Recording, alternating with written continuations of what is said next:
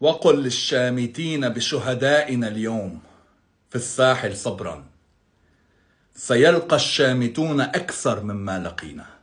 دم شهدائنا اليوم، هدول الشباب الصايمين اللي عم يحموا الأمن كانوا،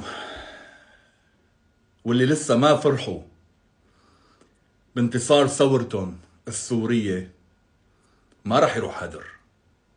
سمعانة يا سلافة وخرجي؟ سمعان يا سمير متيني؟ سمعانين يا قسدية؟ سمعان يا فتيحة مقداد؟ سمعانين يلي نزلتوا اليوم العلم السوري بالسويدة؟ سمعانين يلي حابين وعم تحلموا برجعة النظام وعم تدعوا ليل نهار لرجعته لهذا النظام المجرم؟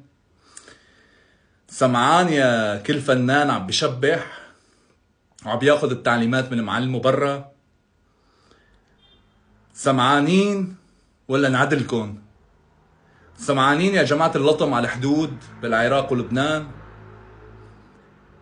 رح نبنيها حرة وما رح يرتفع إلا علم الثورة السورية، وحياة شوارب كل رجال بسوريا، وحياة كل دم شهيد، وحياة كل صرخة لمغتصبة، وحياة كل وجع لمهجر، وحياة كل صرخة عذاب لمعتقل سوري. رح تاخدوا عقابكن والزيادة. شمتوا هلأ، بحق لكم تشمتوا ساعة وساعتين، بس رح نشوف غير الحق ما ضل ينتصر بسوريا، وغيرنا ما ضل يحكم سوريا. فهمانينا؟ رح تفهموها، رح تفهموها منيح. هلأ هي فورتكن الأخيرة، وهذا هو غدركن الأخير. والتنسيق اللي صار اليوم بين فلول النظام بمحافظات السويدة والساحل ومناطق قسد، هذا هو التنسيق الأخير. والدعم الروسي لإلكن اللي اجا اليوم إن شاء الله رح يكون الأخير. وإذا كنتم فاكرين فورة الشخاخ تبعيتكن اليوم اللي هي على باطل رح تمتد لأيام، فبحب أقلكن نهاية ساعات بإذن الله تعالى، وإن امتدت لأيام فرح تنتهي إلى غير رجعة.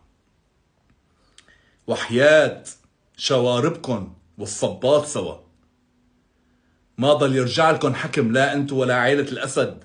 إذا نضطر كلياتنا مع نسواننا وولادنا ننزل ونحارب ولو بإيدينا وأظافرنا.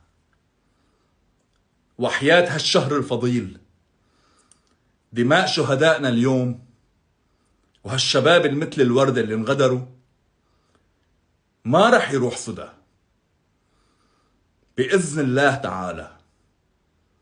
وبإذن هالشهر الفضيل هاد، وأي شخص عنده ذرة شرف أو ضمير أو أخلاق أو إنسانية أو ناموس بيعرف مثل الشمس الحق وين. بصير خير.